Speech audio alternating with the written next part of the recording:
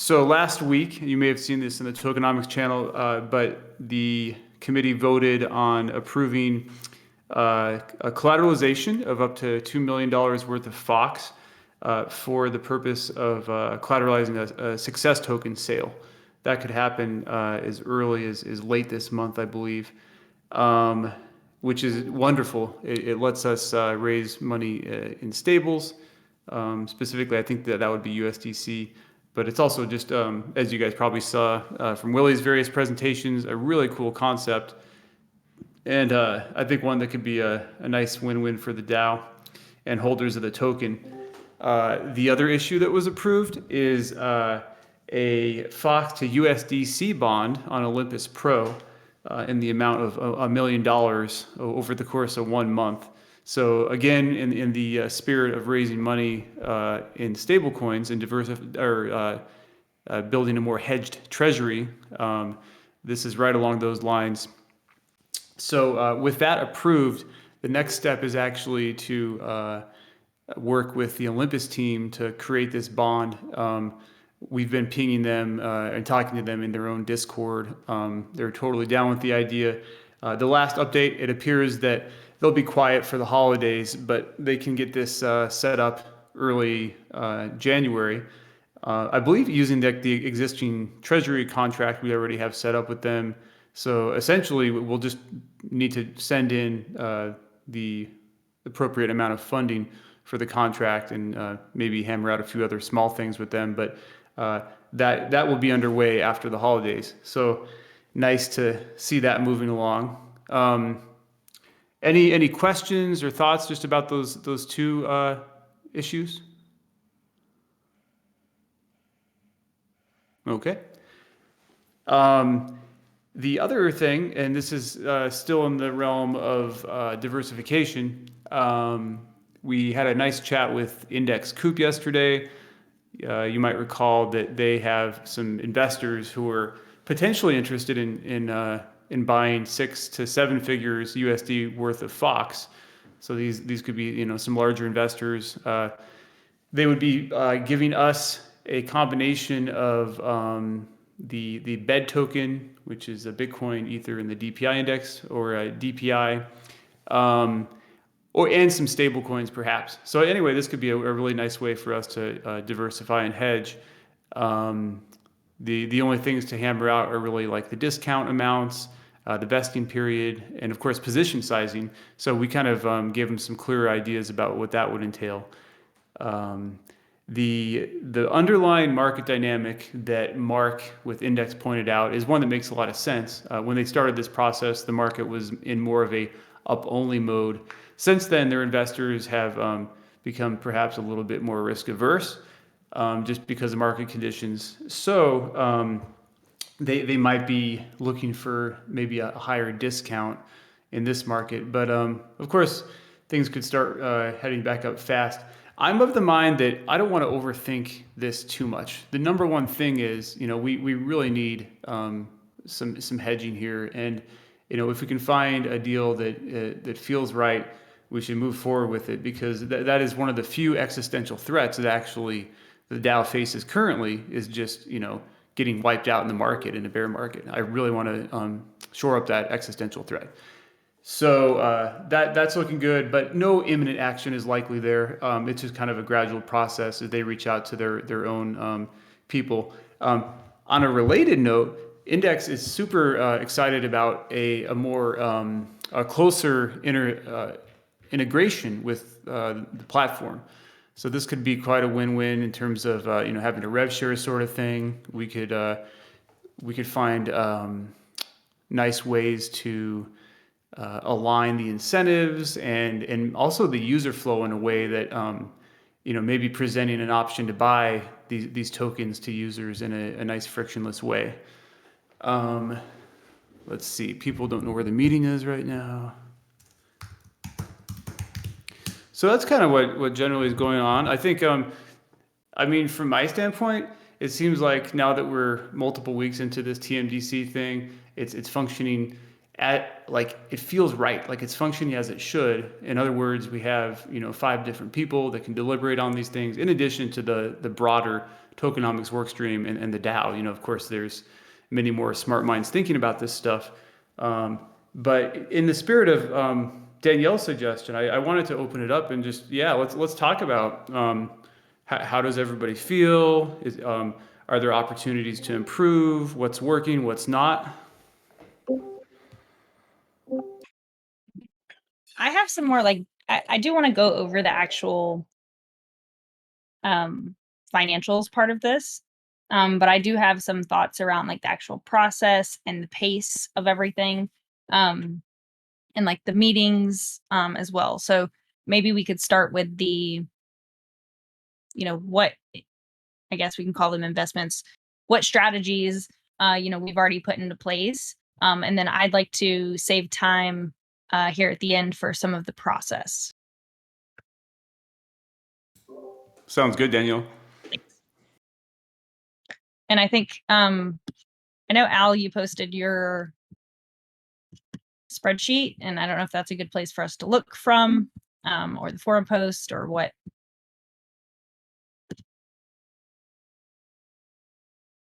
For a snapshot of current financials, probably even just a Zapper. I'll post a link to what that looks like. That's going to include also the entire DAO's Fox and not our allocated Fox that's been split out. So that's kind of what the financials I started to put together will cut out or disclassify aside from the other Fox. It's just not up to current date yet. So.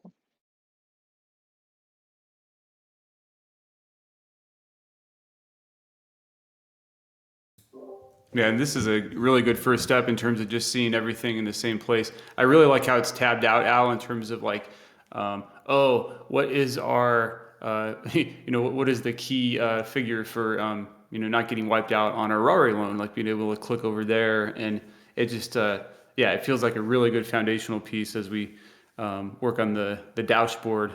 And we do have that dedicated channel as well. So I'm excited to get everybody that I think has a piece to add here along those lines working on this. And I would bet within a month we can have something built out that really addresses the current lack of like information in one spot and really improves the transparency of our tokenomics. Awesome idea, plugging the DAO Treasury into Zapper, Al. I had never done that before, and I just did it, and it's super cool to see how much more you can see in this view. And I had no idea they have like a special view for Gnosis safes. Yeah, thanks for posting that link. It's definitely recommend people checking that out. Where is the link posted? I just posted it in the Tokenomics public channel, and so that should show. Oh, God damn it! I was literally looking there like one moment before you did that. Sorry, okay, thank you. And so that will give you the current snapshot, but yeah, where our dashboard will dig deeper is how we've actually allocated that Fox out, and then along with historical components of it, we could get some charts in there and just classifying. So where my spreadsheet comes in is the kind of necessary beginning portion of that, just pulling transactions in, seeing how they actually need to be classified. Now that we kind of have that idea of how these accounts need to be structured, we can build out the code around it to start tracking it off chain and make things more automated. So if we did just the tribe Fox Fay strategy, I guess it is helpful to see that here. So we have $100,000 ish worth of tribe that's already been distributed to our wallet. So we can watch that number growing. So I think like that's what I want to move this meeting towards, is like, hey, that thing that we did, look, we've already made $100,000. Look at the diversification we have been doing. And I think that is also written into the proposal that we are supposed to be, kind of posting this weekly with those changes. It's cool too. It shows like our claimable token rewards, shows how much funds in the Sailor stream we can claim, shows our position in that last pool, the underfinance vault, and our stuff in the Rari pool. This is super cool. And yeah, it might not have everything we need. Like eventually it'll be good to have a customizable thing, because things like the ThorChain LP position and stuff Zapper is never going to be able to capture that. So the ideal dashboard would enable us to kind of plug in, addresses on any chain that the DAO controls basically. I really dig the idea of also having charts and having a way to visualize things, just as a way to draw out conclusions and maybe things that might not be so obvious. At least, okay. So I'm the kind of guy that appreciates like visuals. I think somebody like Al can look at a spreadsheet and is almost like, Al has an amazing type of brain that can visualize this stuff, I think, just looking at Excel. But for us, more smooth brain types, having the visuals is really wonderful. And also, like, this actually pertains to some of the deeper strategies we'll talk about later today in tokenomics, but just like visualizing how all these building blocks work together, as we ponder our liquidity mining rewards programs and how it relates to, different components that we have in DeFi. But this is just such a cool step. Another thing worth noting too, I think, is we talked a lot about how we want to be the cross-chain Zapper, and we've also talked about the feature for just letting people plug in addresses. So it is, and the DeFi, the displaying DeFi positions and stuff is high on the product roadmap to be able to show all the different DeFi positions that an address has that are active. So it is quite possible that just what we're building with Shapeshift v2 could end up being the perfect dashboard for us. Oh, so Willie, you're thinking that what we're building out for internal purposes could be used for users to give them a better sense of where their own finances are at. The reverse of it. I'm thinking that what we're building for users could actually be what the DAO needs eventually. It's not going to be there immediately, so it might make sense to have a dashboard, or maybe we decide that a spreadsheet or like something in Notion for now is a good medium thing. But basically, just realizing that what we are building in Shapeshift v2 is kind of like the cross-chain Zapper, and basically what Zapper is already pretty much doing exactly what we want to do for all the Ethereum networks for this dashboard. It might be missing a couple protocols, and it's definitely missing all the other chains, the non-EVM chains. But kind of that's what we're building with Shapeshift v2, and if it'll solve it for us, it'll solve it for other DAOs too. Yeah, that's a nice, unique value prop, considering that doesn't exist elsewhere. Hey, can I ask some questions about this Zapper DAO Treasury page? Go for it. If you go down to vaults, Faye Fox, the same amount shows up 4 times. Is that 4 different investments, or is it we've done that once, but it's showing up 4 times? 4 different ones. Yeah, it's just the way they split up the vaults. So it technically is in 4 different vaults, and then all those vaults get added to the Faye Fox pool. And then, like, it says vaults. Is that like there's a certain type of contract that's a vault that like across different, like, because there's Toke, there's Faye Fox. Like, how does it know it's a vault? If you Zapper scroll has down a- to the go ahead. And just Zapper's classification of different protocols or specific contracts, whether it's a vault or liquidity mining, it's kind of switched around a lot. That so I wouldn't. Don't go by the name too it's rough. the standard. Okay. Yeah. Okay. It's something we've talked about on the product team too, Josh, on how we'll handle it basically. But yeah, everything that you see in Zapper protocols basically like get supported, and they have an interesting method where people can kind of like request new protocols to get added and get uploaded and stuff. We'll have a scenario where people can also come add their own protocol. But basically, we'll need to figure out how we want to do the adapters and how we'll want to like categorize all these different types of DeFi things, and basically be able to have like one UI that can display any of your DeFi positions and know, is this a vault, or is this it's very weird how they classify it with in Zapper with like vaults and farming and savings and stuff. So we might be able to improve on that. Okay. So then, can you like what is the Faye Fox vault on Zapper? Like, what? If you scroll all the way to the bottom, Josh, you can see protocols, and if you see Ondo Finance, Ondo plays the role of the vault, and that gives us the assurity that both we will keep the Fox there and they will keep the Faye there. for the what was it 3 months that we agreed to with them.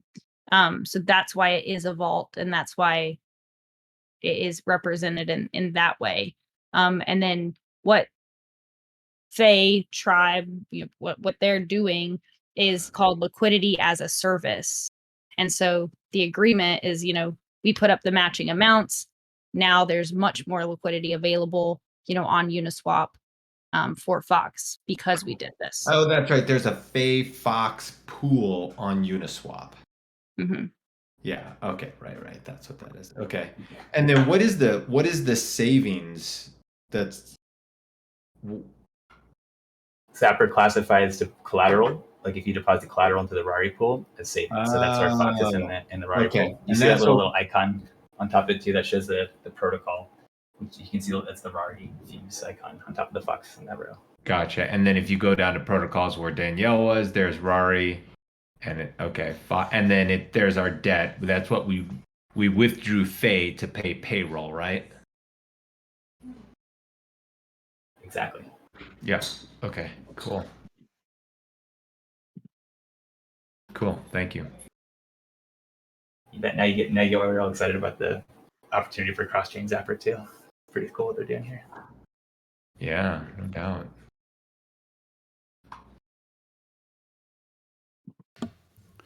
Speaking of stablecoins, guys, how about UST overtaking DAI? That was, I don't think even 6 months ago, definitely not a year ago, anybody saw that one coming. UST, I think, is a cool option to look at. Of course, it's primarily on Cosmos. There is that bridge, so it has a presence as a as a ERC20. But I think over time, maybe it would make sense to add some UST or some more UST. Thank you for pointing that out, John, to our treasury. It was also impressive that it held peg during the early December volatility better than the other stables did too. Yeah, a lot of people were saying that whole seigniorage approach that Terra takes is suspect and was likely to fail. I even saw some people that were like looking to just like short the ever living crap out of Luna back when it had that pullback during the summer. But yeah, it's proven to be anti-fragile, which is super impressive.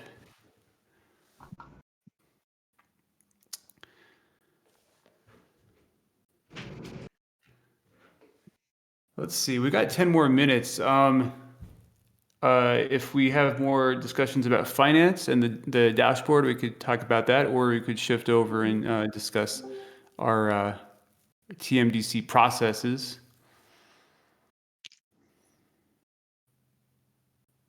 Yeah, so one thing I wanted to bring up with the processes is originally this meeting, in my view, this was our meeting where the 5 of us could talk and actually, go over what's been presented to us and make it more of a private meeting.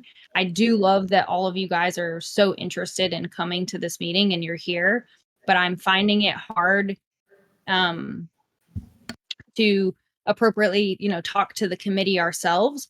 I feel like so far, in my opinion, all I've really gotten a chance to do is evaluate the ideas and the things that have come our way. And it's been like drinking from a fire hose. And I think we're in a public channel. Yes, we could go private. That's a good point. I'm just saying that's this time when we agreed to it as a committee at 3:30 on Tuesdays, we were going to meet the 5 of us. So we still haven't really, other than like some votes, had a meeting, just the committee. And it is quite hard, I think, at least, from my opinion. I can't go out and find new opportunities when there's 3-4 votes a week, where I'm trying to study and learn up on, what is just coming from the committee. So I am finding it, I don't know what the right word I want to use, but I'm finding it, like I'm drinking from a water hose. There's stuff coming from each place, and really I almost feel like I'm just voting on behalf of the community rather than like researching, finding partnerships and pursuing those type things. So I kind of wanted to ask the other committee members, how they were feeling. we're already committed to doing this 30 minutes and then joining the next hour for the tokenomics office hours. And so that's already, an hour and a half of our time plus any research. So just wanted to check in with other committee members and see how you guys were getting on. Thanks for bringing that up. Yeah, it's sort of just organically happened, and it, like you said, it's a great sign that so many people are interested in this. But I wonder, and this is where I want to be careful to be respectful of everybody's time, but like it would almost make sense to have like a public sort of TMDC, but then like a private one where we can, or where just the five of us are actually talking, because there's a lot of value in that. We could even record it for, and then put it on Twitch for like transparency purposes. But that was kind of my initial thought. Yeah. And, my understanding was that like, the tokenomics office hour was also where we would have our public conversation. So, is it possible where we split that hour into two kind of 30 minutes where we're talking about TMDC and then we talk about whatever else tokenomics is working on, and that be our, public one. And then this one be, fine, if I have to set up a Zoom or whatever it is, we can do that.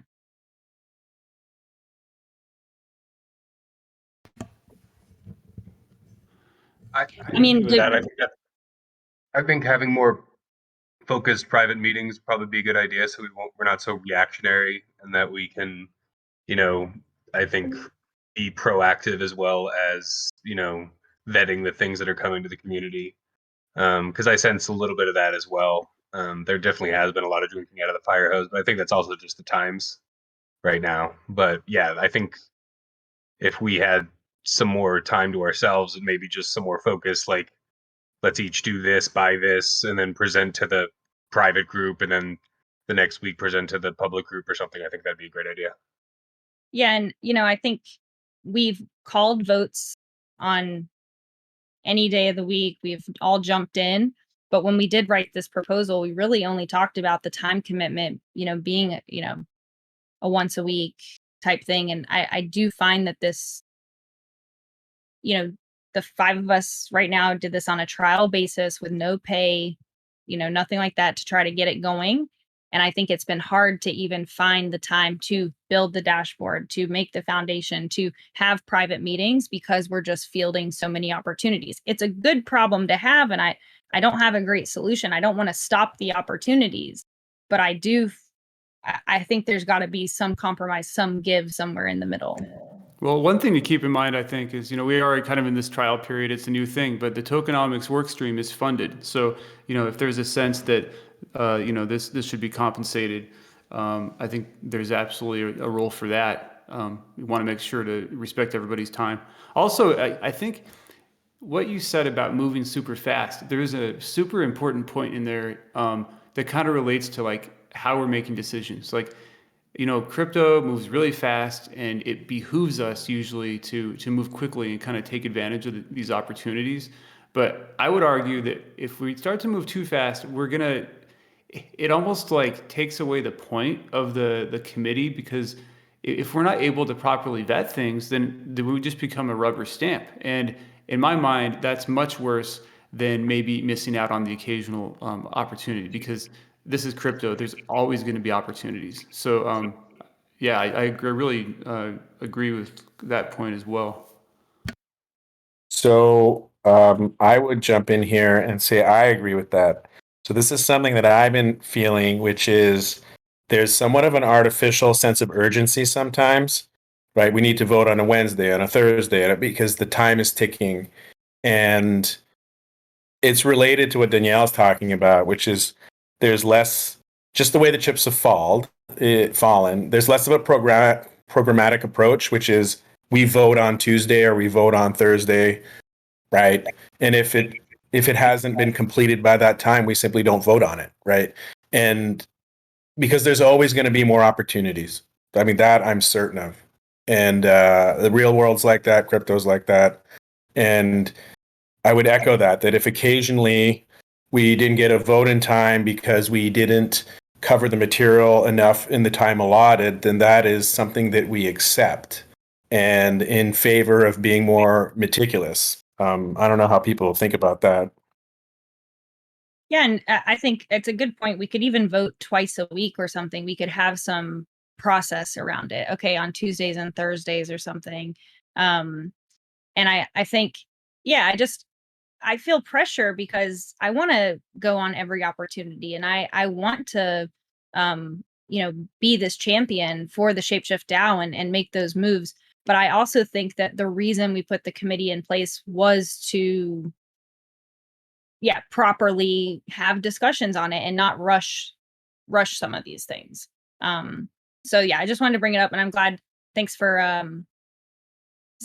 sharing your experience as well, because I was like, am I just behind, guys? Am I slow? Am I not qualified? You get in your head about it. But it's just been a lot.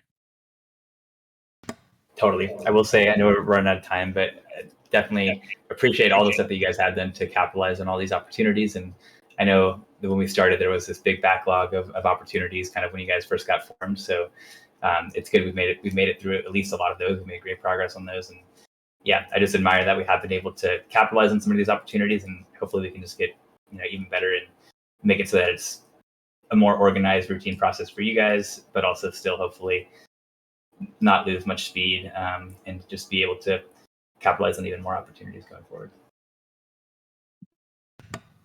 So yeah, it's a good example, all of this, of just kind of feeling our way along. And I think the number one thing is we're all communicating and everybody's cool and we can figure this stuff out. I kind of view like the TMDC as like, to use an analogy from like our founding fathers, they sort of envisioned the Senate as a kind of cooling plate of democracy where, laws are maybe made in the House of Representatives, but in the Senate, they can be more calmly deliberated. Of course, that isn't how things work today, but I like to think that maybe the TMDC is like that cooling plate. It's we can really talk about things without that necessarily a pressure. So if we're feeling pressured, that's probably problematic. Speaking of time pressure, we're almost at 4.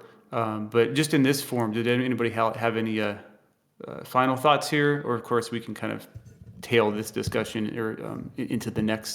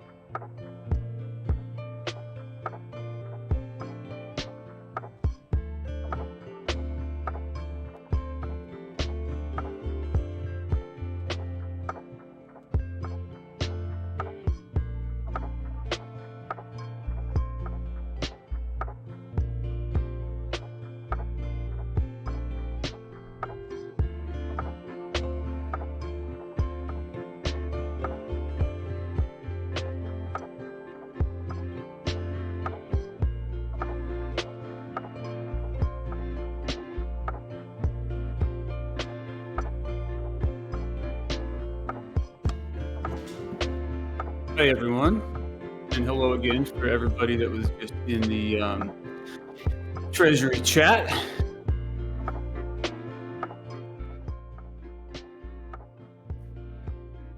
Let's calmly get lo-fi off here.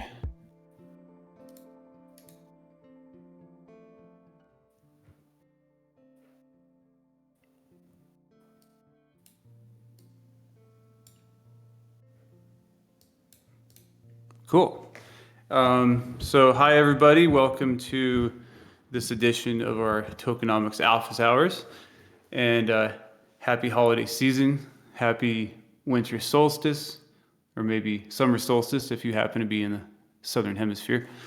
So yeah, there's a lot going on.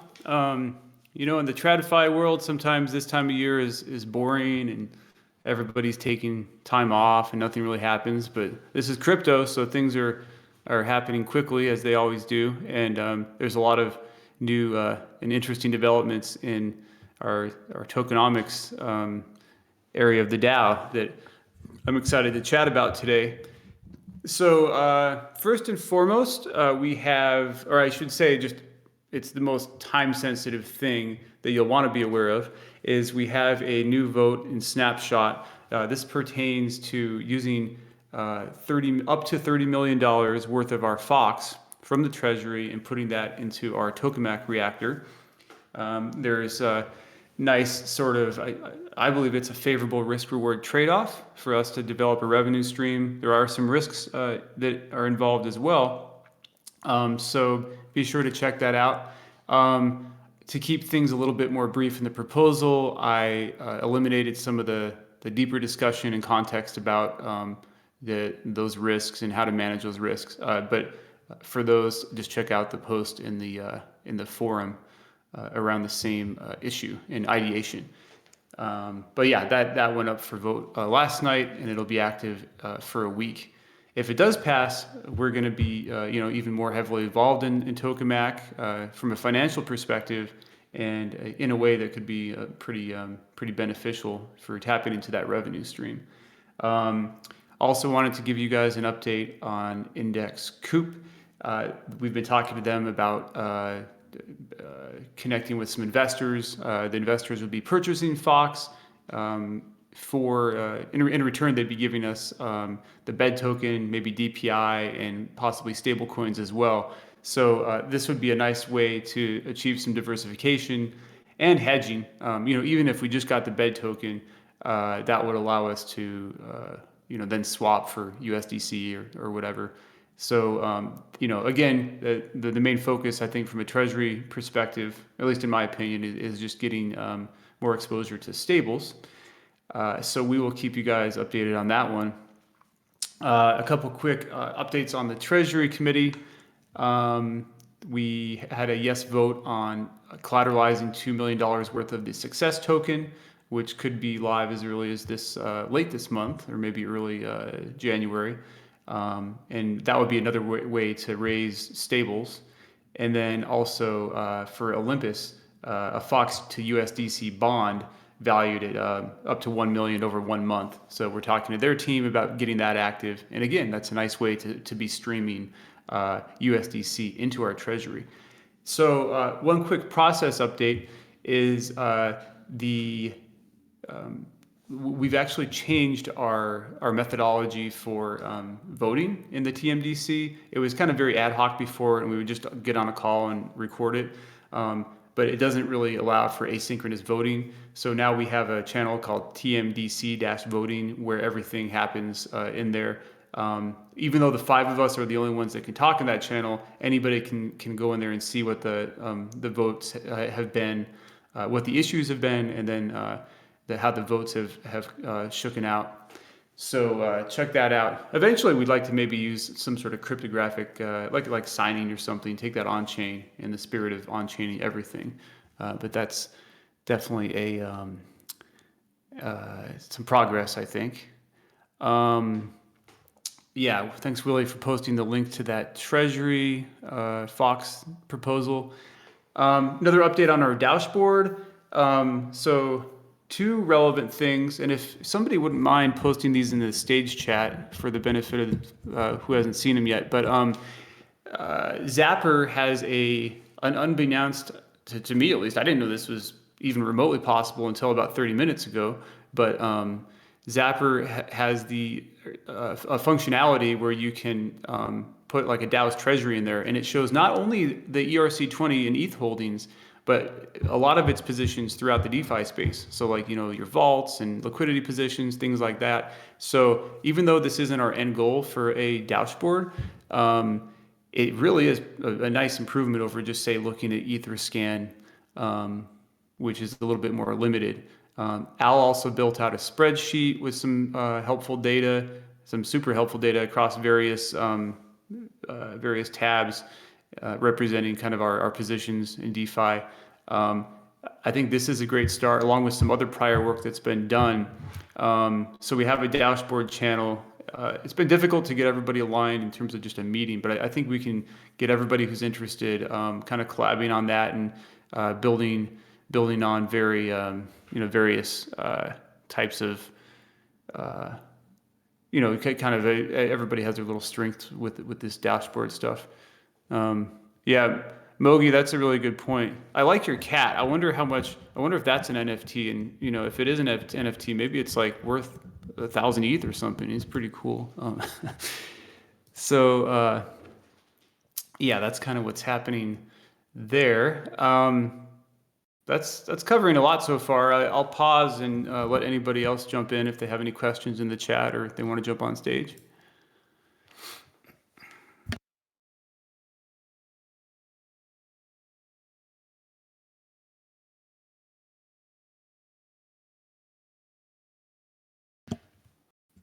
Psycho, that's cool. You have a CryptoKitty that's actually worth something. I got a CryptoKitty back in 2017, but last I checked, it's like worth $4. So those didn't work out so well.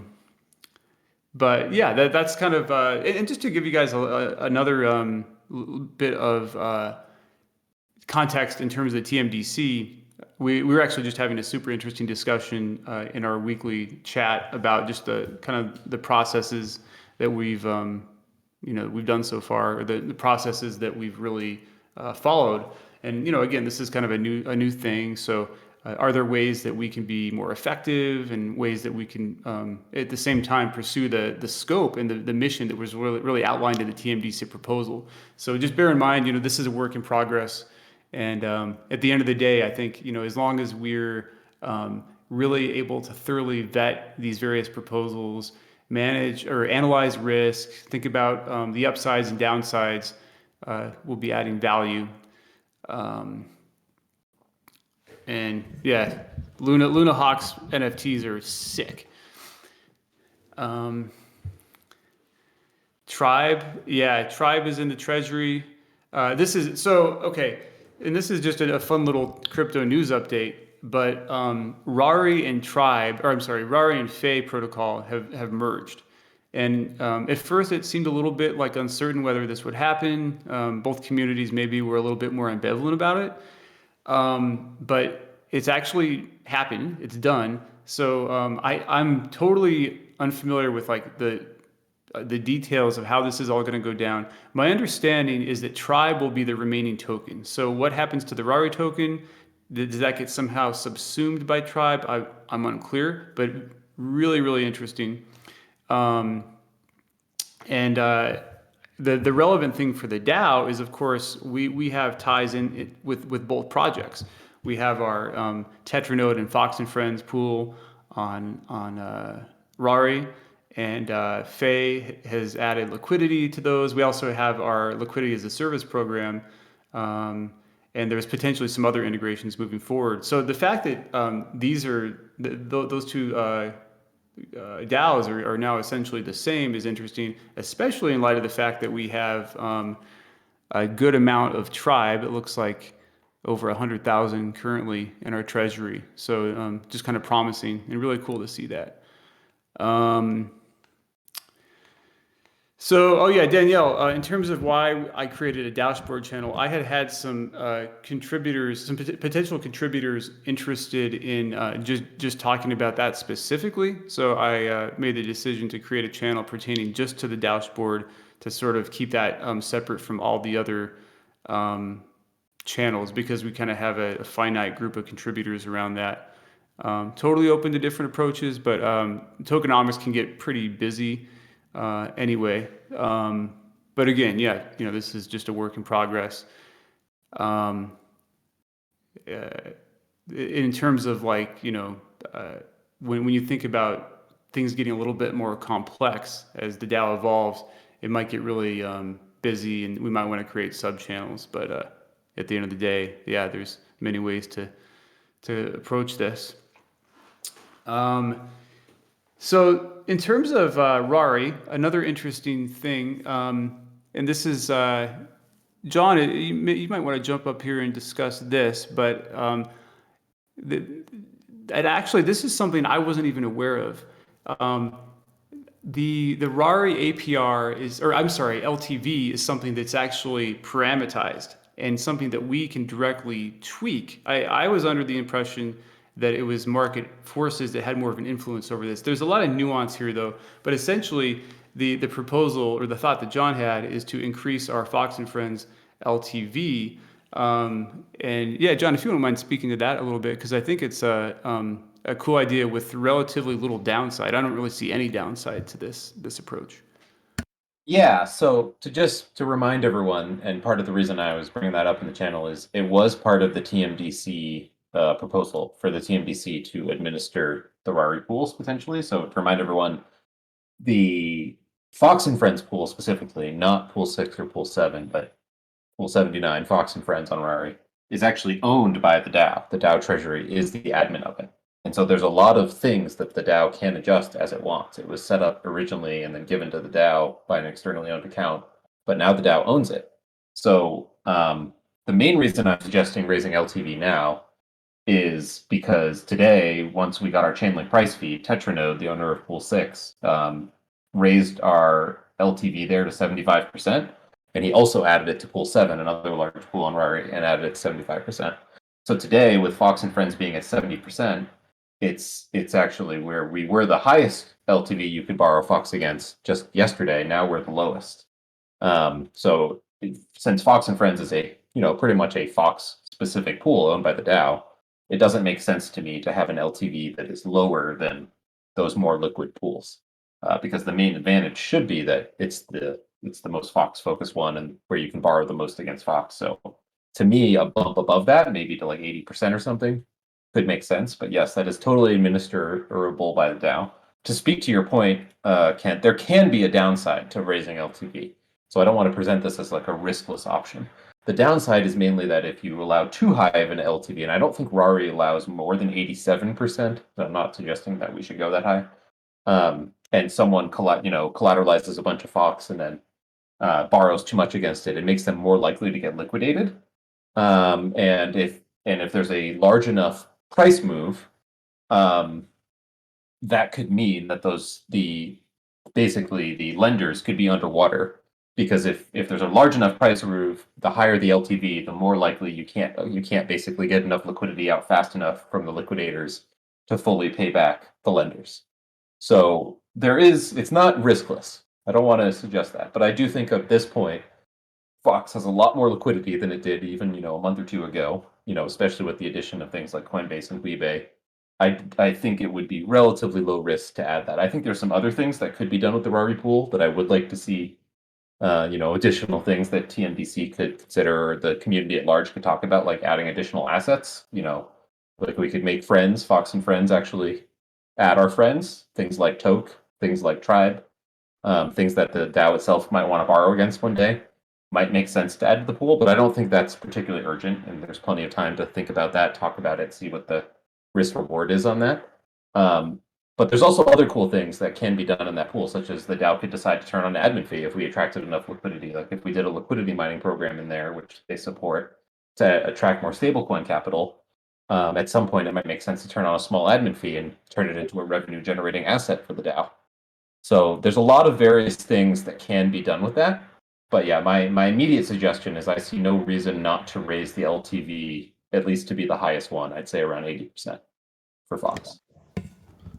And you feel that just anecdotally by looking at what other pools have, that's your basis for saying that 80% is a good target to shoot for? Because I'm thinking, I wonder if there's maybe a way we can sort of model things out and maybe also consider variables like price to try to find where is that point where lenders are more at risk? Like how high can we push it? Or maybe that's overcomplicating it because we can already see that 80% seems to be a viable level for other pools.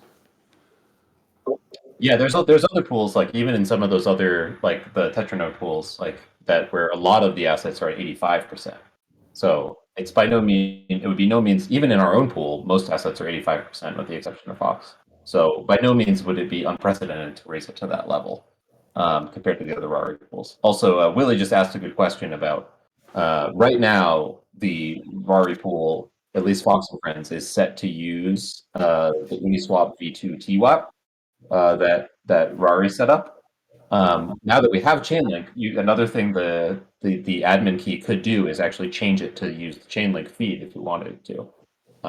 That's not as important in my opinion in the immediate term, but we definitely could, and it's something worth considering. Hey, Chainlink. Oh, sorry. Go ahead, Josh. Yeah, I just have a question about this. I totally get the risk to the person who would supply Fox as collateral if you were to raise that number. It's to the lender, actually. It's to the person supplying stablecoin that the real risk is. Oh, right. Yes, I see. Because they could get caught if the price drops fast enough, then you could be left with, the person could say, just go ahead and liquidate me, and you could be left with less than the stable coins that you loaned. Exactly. Yeah, that's the risk. It's really not a risk to the collateral supplier. It's a right. Okay. All right. So is there any risk to the DAO in this scenario, or are we just determining that we will let the lenders take more risk with Fox, so it makes the pool look less attractive to lenders? Is that the deal?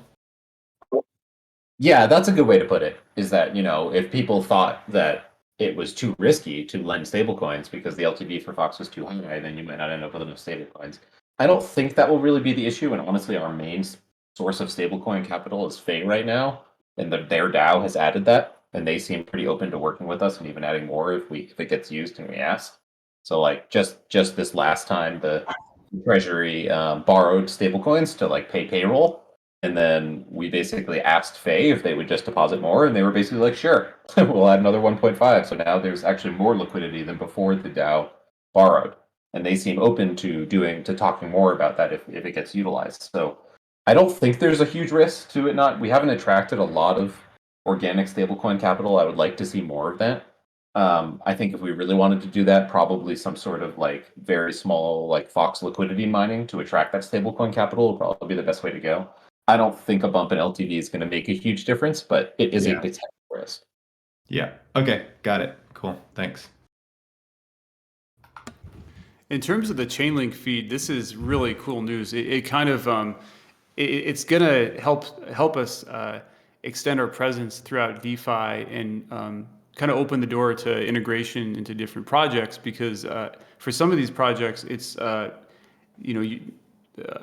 don't know whether there's actually like a requirement to have a Chainlink feed, or it's sort of just an expectation with users and getting like a frequent price updates, something more frequent than maybe what the TWAP feed from Uniswap provides. But this will allow us to approach various projects about, hey, okay, we have this component now.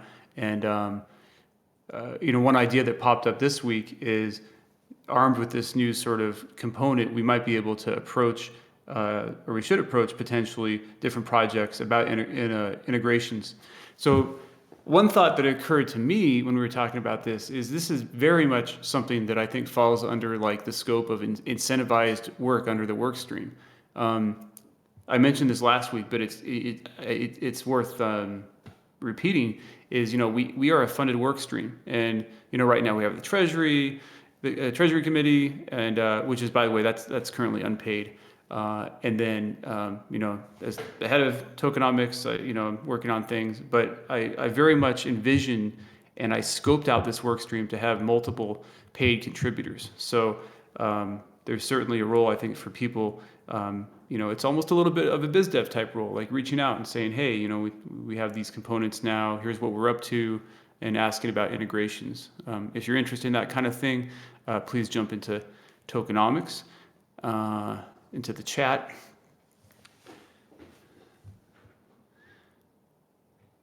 And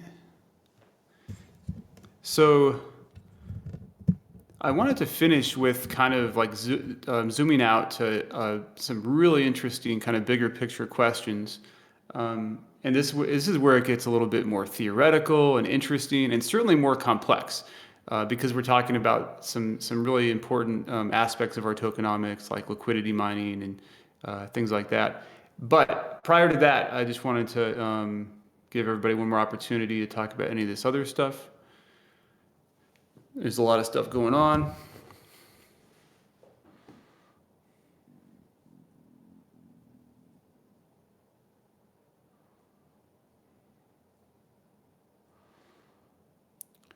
Awesome. Okay, so the big sort of discussion that, and this is a topic that I think will be very pressing over the next month or so.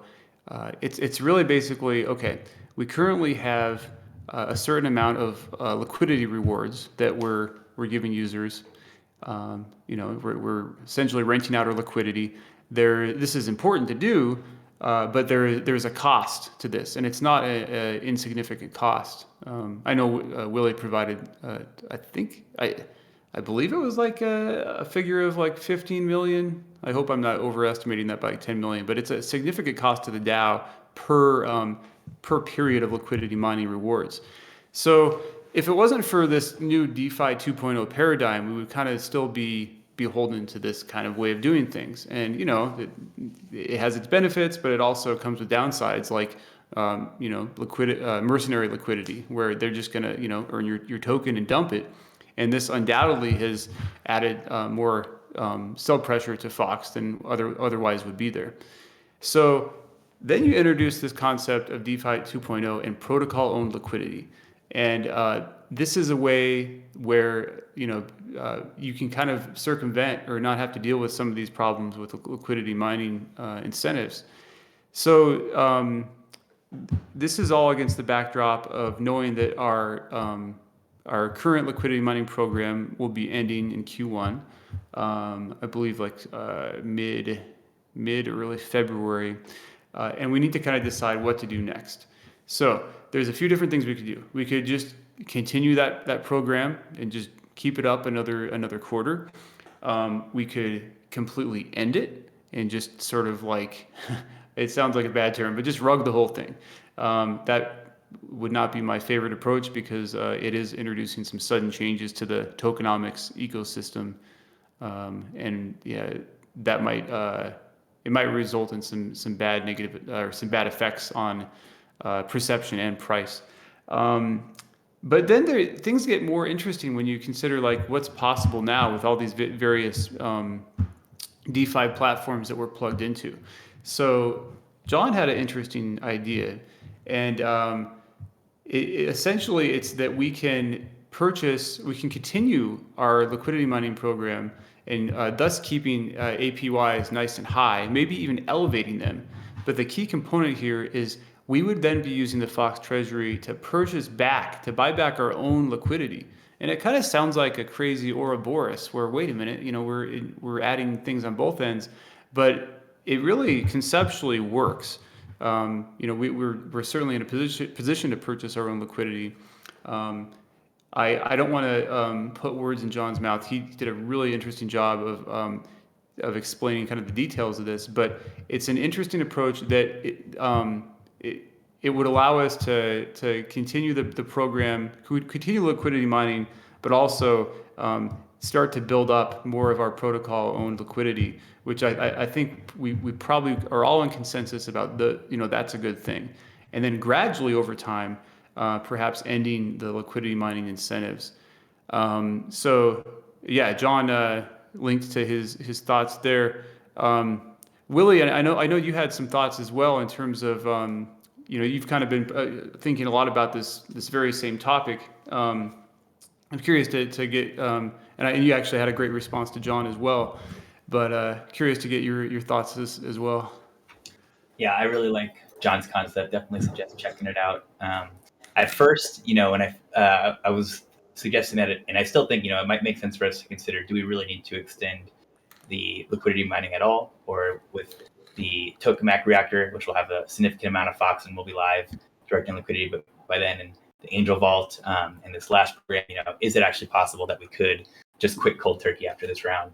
And I think what really brought me around to, and I knew there were some downsides there, so I wasn't even convinced that was the right approach. But I was thinking, it might, if we were to answer your earlier question, if we were to continue this round or continue the liquidity mining program and reduce the rate of rewards like by 33%, for example, and do it for 3 months, that would be 7 million Fox. So it is by far the DAO's largest expense.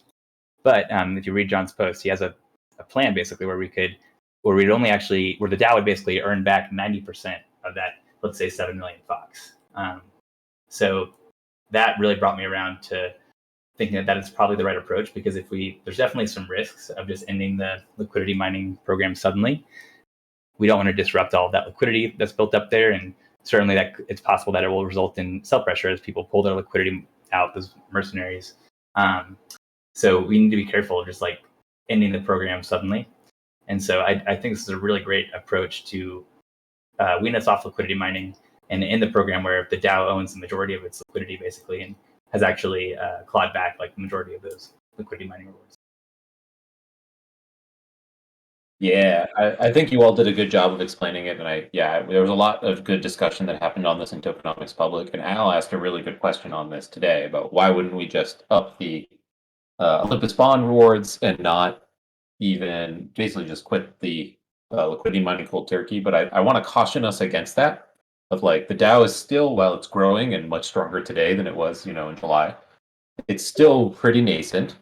And there is a threat that if we just quit liquidity mining cold turkey, that a lot of those LPs will pull out before the DAO owns a bunch of its own liquidity, and they could really hurt the liquidity. And they might also dump all their Fox as a result. Like we saw that a little bit when the last liquidity mining program was ending, that a lot of people were pulling out their LP and basically dumping Fox. It's pretty common with these programs. What I would like to do is reduce that impact. So if we keep the program going at some reasonable APR, but the DAO is aggressively buying back its own liquidity via an Olympus bond program, that gets us to some very sizable amount of liquidity over this next set, like 30, 40, $50 million worth of protocol and liquidity, which comes with a bunch of other benefits too, like it becomes a revenue generating asset and all this stuff. That would put us in a better position long term to then totally end or reduce liquidity mining rewards to something negligible. And remember that, again, my whole idea here is we can do this, and with the DAO basically buying and staking its own liquidity, it actually will claw back the vast majority of those rewards. So something like 70, 80, 90% of those rewards could actually come back to the DAO anyway. So it doesn't actually end up being particularly expensive for the DAO done correctly. And I think we're in a good position to do that, and then be in a really good place where the DAO owns most of its own liquidity on a very sizable amount on the other side of it. So that's personally what I would like to see. Certainly up to hear other opinions and options, but it's a good thing to discuss ahead of February when we'll need to make a decision. Do anyone have the update? I couldn't find my bookmark of how much of the liquidity we now own. I know they've got new analytics. You can see it in that Zapper dashboard that was posted above, because the Fox farm and the Fox liquidity pool are both supported in Zapper. So actually that dashboard, this is something we might want to let them know. You'll see there's a drop in the chart. That was when we claimed the liquidity pool tokens from that bond treasury. We did that the first time this past week after the Tmdc's vote. And then we staked all of those LP tokens in the Fox farming contract. And it's pretty cool. So yeah, if you check out the the Zapper view of the DAO Treasury, you'll see both the liquidity pool tokens that the DAO currently owns and has staked, and you'll see the Fox rewards that the DAO has clawed back just since we did that. I think it was yesterday. Yeah, yesterday. Yeah. So we have 1.7 million. And then there's 200,000 that is now accumulated in the bond treasury that we could go claim. And I think, the TMDC has approved claiming it on a cadence, like every 2 weeks or so, and staking. So we can get more of those Fox rewards from the current farming program. And if we were to move forward with what I'm talking about, I think the DAO should have like an explicit target. Like the DAO wants to own 35 million or 40 million or $50 million of its own liquidity. And then we can basically extrapolate how much Fox that will take. But something I typed in the Tokenomics public channel, but it's worth repeating here, is I really want to press the difference between basically renting and liquidity and buying liquidity. And it's very similar to like if you were thinking about buying your house or renting a property. When you rent property, it's, you're basically, it's great. You get a benefit. You're paying a certain amount and you get to live there, but you're basically throwing money down the drain. Your money is paid for the rent. You get to live there, but you're never getting that money back. When you buy property, you similarly pay money if you have like a mortgage payment or something, but that money is at least going towards equity. It's more of like a reallocation of capital. It's not a loss of capital. And it's very similar when we think about the DAO's liquidity. When the DAO buys liquidity, it's not really losing that money. It's not losing the Fox. It's instead reallocating it, in this case, to about 50% ETH, and then also having these LP units long term. So it's definitely more sustainable if you think about it in those terms. And I do think basically we should be aggressively getting the DAO to own a substantial amount of its liquidity, and that puts us in a really good place for the long term. Yeah, well said, John. And two great points in the chat. Eric mentioned that using or leveraging Olympus to gain more of that protocol and liquidity would inherently allow us to be more diversified into ETH and Fox. And also, let's see, King Lizard had a really good question. Is there a way to design a UI through ShapeShift so that it's easy for LPs to convert their liquidity to bonds? This is a really unique ability that ShapeShift has, as opposed to, if we were maybe a different type of DAO talking about managing our tokenomics, it didn't have a platform. Maybe we, who knows, maybe we were a DAO selling Christmas trees or something. I don't know. But like, the fact is, we actually have the ability to sort of shape user behavior in a way that's like beneficial to both the user and the DAO. I don't want to sound like, say, shape the user behavior in a scummy Web 2.0 type of way where it's extractionary, but in a way that it's like, we can present these options in line to the user in the platform where it just, removes a lot of the sort of maybe the frictions and the confusing things about it, and kind of naturally channels revenue, or I should say tokens into the streams we want them.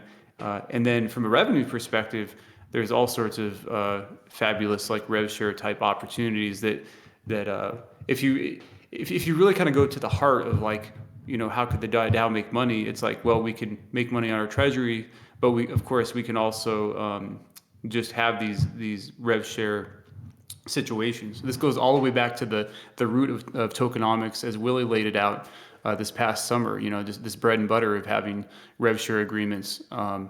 And as ShapeShift becomes even more powerful in its various abilities and, better interface, everything is open source, people are using it. I think that we're going to get this wonderful like flywheel effect. So the platform works for that rev share component, but can also, kind of maximize our ability to gain protocol owned liquidity.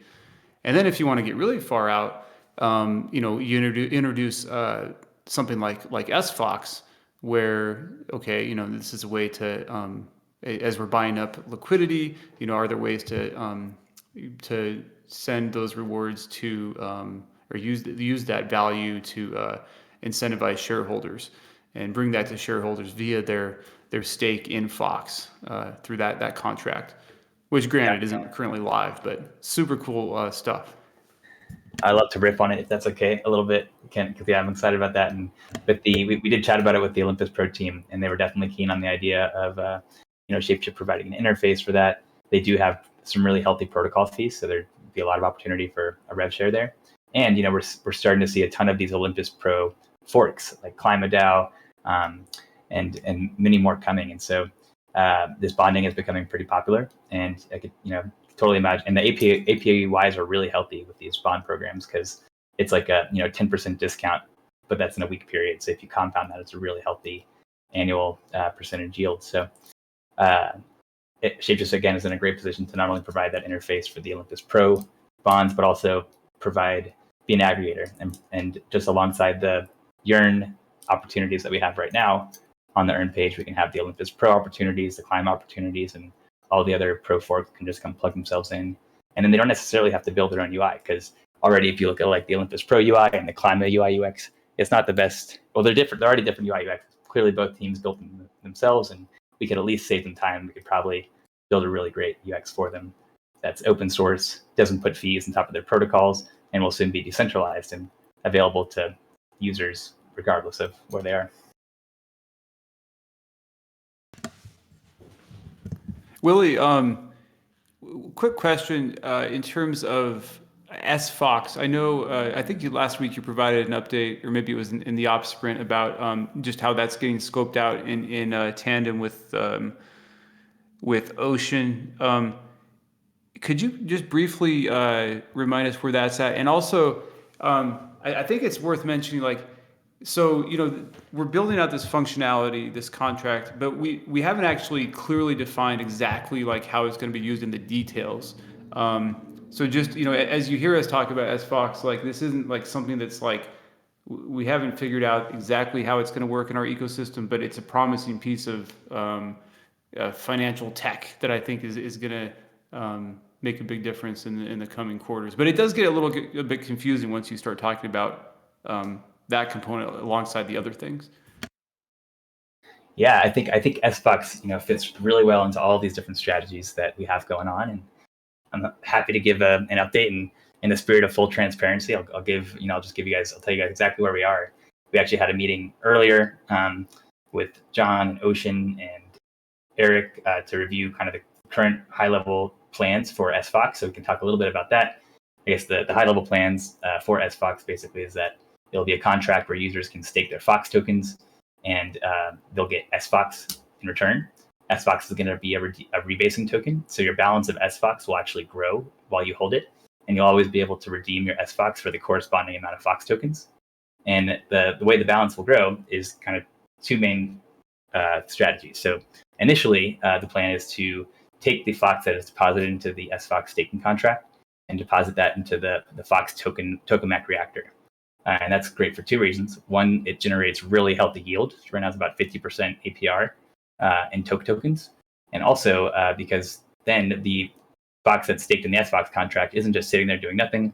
It can actually be allocated by the DAO and by other toke holders to be paired with ETH or other tokens in the Tokenomics reactors, and then provide liquidity on DEXs. So it's really important for weaning ourselves off of liquidity mining and still ensuring maximum healthy liquidity for Fox. And again, that no tokens are being wasted, right? These Fox tokens aren't just sitting idly doing nothing, which is the case for a lot of these staking contracts, but instead those tokens are actually being put to work and adding value.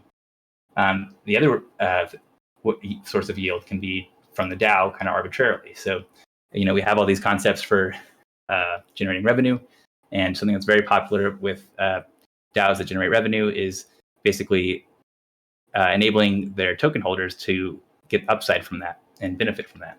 And a great way to do that is by rewarding them in Fox tokens in this SFox contract. So the DAO can go, and we already have a healthy number of revenue streams with the Tokenomics reactor, the last program, the revenue we're getting from validators. Soon we'll have the Yearn revenues. The DAO is going to have a growing number of revenue streams coming from all different places. And this SFox contract enables the DAO to basically take those revenues and either turn them into Fox tokens by swapping them, or hold on to those revenues as diversification and take Fox from its existing treasury to reward token holders who have staked their Fox. So that's kind of the initial plans, but it's also possible we want to make sure that the contract itself, we're not closing ourselves off and just limiting ourselves to the tokamak reactor. So part of the plan is to at least build in a way where in the future we might be able to have additional strategies that the Fox that's deposited in the SFOX can be allocated towards. So that's the high-level plan for SFOX. The scope, we're pretty aligned on that scope. And the alpha is that Eric is actually going to be putting together a bounty to incentivize the development of the Solidity contracts that will be necessary for SFOX to function. Possibly also the front-end work. We're going to have a meeting with Josh and Diggy on Monday after the holiday to talk about how it fits into the product roadmap and if the front-end should be part of the bounty or maybe part of the product engineering roadmap. And that's just a full transparent update. But yeah, a lot of that just unfolded earlier today, and I'm excited to see it moving forward. Oh, that's super exciting. Thanks, Willie. Yeah, just all these different components aligning kind of sort of in Q1. The platform's becoming more usable. We're having more integrations. There's more ways to earn on your Fox. And then adding an SFOX to this whole thing just feels like a really sort of nice evolution in terms of like, okay, why would users hold Fox? And then, of course, how can the DAO directly benefit from it? The innovation and thought behind this is so cool too. Like, I mean, mad props to everybody who's been working on this, both from a tech perspective and a conceptual perspective. I mean, this is financial engineering and innovation. Like, the Wall Street guys, they pay, they paid Ivy League grads a lot of money to try to come up with this type of stuff, but they can't do it because they're under the strictures of traditional finance. So it's so fun to see this type of innovation. Although according to Jack Dorsey, what we're doing right now is totally bullshit because the VCs are just controlling everything. I don't know about you guys, but I don't see any VCs in the room right now. At least on that's stage. Right. Hey, if any VCs want to come hang out, that's fine with us, right? Like, yeah, not to put down VCs, but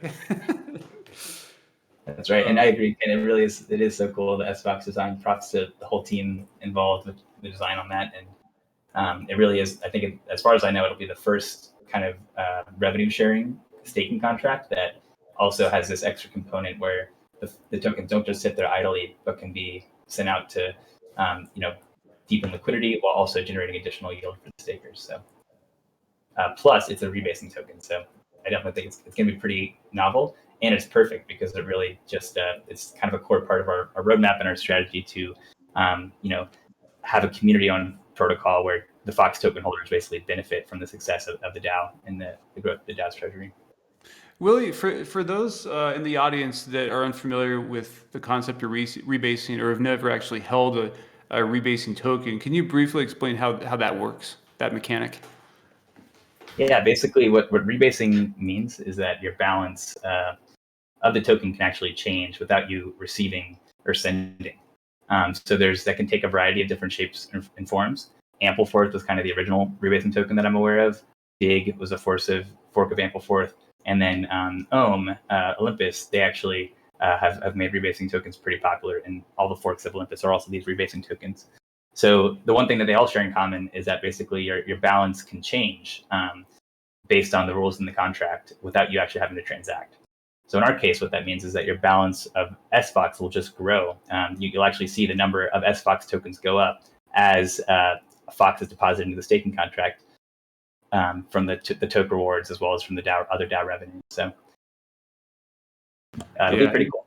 Yeah, and that's so beneficial from a scaling and high gas standpoint. Like the idea of manually sending out transactions, representing more token value is just not tenable. Even on like an L2, I mean, that would quickly add up and become non-viable. So it's like a really clever way around that.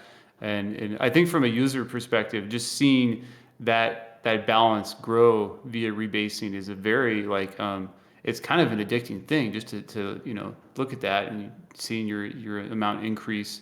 Kind of similar to like if you're staking something and it just you're not even you're not proactively interacting with these holdings, but since you've staked, you're just getting these rewards. Oh yeah. Number Go Up is the killer app. It's very addictive, and it's very sticky when you see your balance just increasing. So yeah, I'm excited for that aspect of it. I think it's a good feature for the token. And there's also, I'm realizing, addresses kind of Mills's question earlier of, what do I tell a friend who has $1,000 worth of Fox? What's the best thing for them to do with it?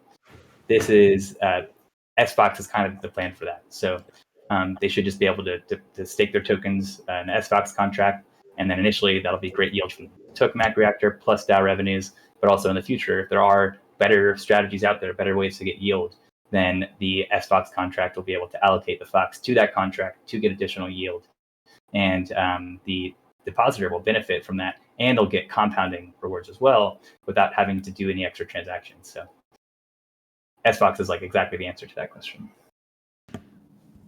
And I think it's a saying somewhere that in finance that there's no more powerful force in the universe than the power of compound interest.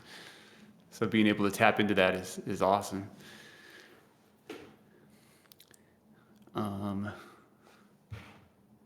Cool. Well, we got 12 minutes left. Does anybody else have any thoughts or questions? Hey, Kent, maybe we could spend a little bit of time going over the Angel Vault proposal that's out to vote, the one Fox Angel Vault. I noticed that, it's so far no one's voted no, but it hasn't reached quorum yet, whereas the Tokenomics one looks like it's beyond quorum, and I think I read that right. It's ready to go. So maybe it's because the Angel Vault is less understood. Yeah, I'll defer to Willie on that one since he's kind of been heralding that one through the whole process. Hey everybody, I'm scanning the audience too to see if we got any friends from Ichi here. If you are here, raise your hand. Yes, this proposal went live yesterday at 5 p.m. And it's a proposal to deploy a one Fox Angel Vault.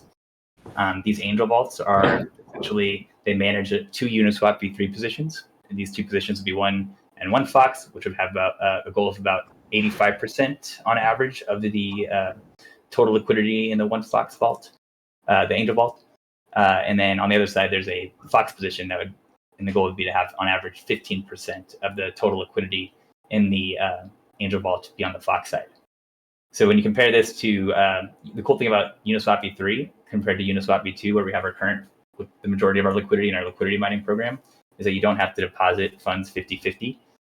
Instead, you can deposit funds at any point on the curve and kind of concentrate your liquidity and choose what ranges you want to put in there. So the Angel Vault basically manages these 2 positions. And the idea is that instead of incentivizing or instead of encouraging a bunch of liquidity 50-50 Fox ETH, we can instead encourage 90 or 85% liquidity on the buy side and only 15% of Fox on the sell side, on the other side of the curve. Because basically when you provide liquidity, you're essentially kind of like, it's almost like you're putting buy orders below the current rate, and you're putting sell orders above the current rate. So the whole idea of it, and you can see the how it's working with Ichi, is that in the event of a downturn, especially when the price of ETH goes down, you can see right now Fox is very heavily correlated with ETH. And because of that is that if no trades happen, then if the price of ETH goes down, that's what Fox is paired with on this Uniswap v2 vault. So the price of Fox goes down with it. The Angel Vault is designed to protect against that by putting a bunch of one Fox buy liquidity below the price and really concentrating it on Uniswap v3. So it's also just not spread out below the price to infinity, but below the price, within a certain range. And basically, Ichi would manage this vault for us. They've been doing it for the Ichi token in the pool paired with Ichi and one Uni, which is the Uniswap version of one Fox. And that's been working really well. You can see that Ichi has held its value really well with the recent downturns in the market. So when there's a sudden ETH price drop and every token, including Fox, is down, Ichi has actually sometimes even been in the green, or if down, it's been down a lot less. And that's what they want to bring to the Fox token. So that's the overview of the Angel Vault. And this proposal is basically to launch the Angel Vault and target $10 million of liquidity, $2 million of which would basically be supplied by the DAO. The method of minting that could be determined by the TMD committee, but it could include acquiring stablecoins via success token conversations we have going on. It could include borrowing stablecoins against Fox, like we've done recently, leveraging the existing stablecoin balances, or really any other means, as long as this proposal says, as long as those means don't result in Fox sell pressure. And then also it includes the liquidity mining program. So launching a liquidity mining program for the Angel Vault, targeting $8 million of additional liquidity for 6 months, and targeting a 50% APR. And again, that would be it's 50% yield, so it's not quite as high yield as the current Fox ETH pool, but it's on a 1 Fox deposit. So and you deposit. One interesting thing is that you deposit 1 Fox and you do get back stablecoin and Fox, but you should get back the target of about 85% stablecoin. So it's really healthy yield on like 85% stablecoins is one way to think about it. Of course, there's risk, not financial advice, but the plan with the farming program is to target 50% APR there. And what they're seeing so far on the One Uni Ichi vault is also at 35% APR just from the trading fees alone. So there's really healthy trading fees from these liquidity pools on Uniswap v3 because of the concentrated liquidity. And there will be trading here, even if people aren't trading 1 Fox for Fox, just because of the arbitrage opportunities and the fact that, if the price of ETH drops, then there will be arbitrage opportunities between the Fox ETH pool and the 1 Fox Fox pool. So from the Ichi One Uni pool, they're currently seeing 35% APR just from trading fees. And so this proposal suggests targeting 25% reward rate. So we could have, again, at least 50% APR. And that current Fox price of about 65 cents, that would translate to about $1 million of Fox rewards over the 6-month period, or 1.5 million Fox period. So the whole like price protection thing, right? And I have witnessed that with Ichi. It's when ETH starts to go down, it then takes liquidity from the V3 pools and makes like Fox purchases in the V2 pool to prevent the V2 pool price from dropping. It doesn't do that, but what you would see in that scenario basically is you would see market participants actually come do those trades themselves, because you'd be able to basically like buy Fox for a discount on one exchange and then sell it for a premium on the other. And so those arbitrage opportunities, this would actually both keeps the vault, helps protect the price, because in the Fox ETH pool, Fox is automatically correlated with ETH, and in the Fox 1 Fox pool, it'll be correlated with 1 Fox, or it'll be paired with 1 Fox basically. Yeah. And so it's the arbitrageurs that actually help keep the price of Fox up, while also driving trading fees and yield for the depositors into the Angel Vault. So the Fox 1 Fox pool keeps the price steady. That does not move with ETH. So then as the other pool moves with ETH, people can realize, the arbitrageurs can realize the discrepancy there, that the Fox has remained stable in the Fox 1 Fox pool, even though it's dropping in the Fox ETH pool, and they'll arb that until the price stabilizes between the two. Exactly. In the scenario where the price of ETH dropped, the price of Fox would go down on the Fox ETH pool in dollar terms, but the price, until any trades happened on the Fox 1 Fox pool, the price would stay where it is. Yeah. People would buy Fox on the Uniswap pool, the Fox ETH pool, and then they would go and they would sell it on the 1 Fox Fox pool. And there'd be a healthy amount of, ideally, $8.5 million of buy side liquidity on the 1 Fox side, concentrated in a range right below the Fox price. Yeah, right. And you just have to move that range as the Fox price moves? Exactly. So the Ichi team actually manages the Angel Vault, and they move around the range as the price moves. Because the price can still go up. It's not like you create sell pressure when the price goes up. You just need to keep moving the floor up as the price goes up, right? Exactly. And that was one thing that really, lit off the light bulb in my head, is that right now with this liquidity mining program, we're actually incentivizing a lot of people to go put their Fox up for sale on the order books, is essentially what we're doing here. And this program, it flips that around, and it really incentivizes people to come put buy orders on the books for Fox, and only 15%, a much smaller percentage of Fox on the sell side. So it makes sense, for us to incentivize that over incentivizing people to come put their Fox up for sale. In my perspective. And this would take but it does also mean taking some amount of Fox to incentivize liquidity in this. It just incentivize one Fox. So where does that staking happen on the Ichi, like in their Ichi Angel Vault screen? You can take those tokens and stake them, so you earn additional Fox by providing liquidity to the Fox pool. Exactly. They have all of the contracts in UI. They currently have a program live right now for the Ichi Angel Vault. So we could tap into all that, and we could provide UI UX for it on our farming page, but we wouldn't be required to. Pardon the interruption, guys. I have to jump on a call. I think a few Yeah, let's do here. I will leave the stage open, but thanks everybody for joining today, and have a wonderful holiday season. It's so much fun to be downing with all of you. Have a good one. You too, Ken. I'm good here too, Willie. And we're at 5 o'clock, so I'm fine. Thank you. Of course. Thanks everyone. Happy holidays. All right. Bye-bye.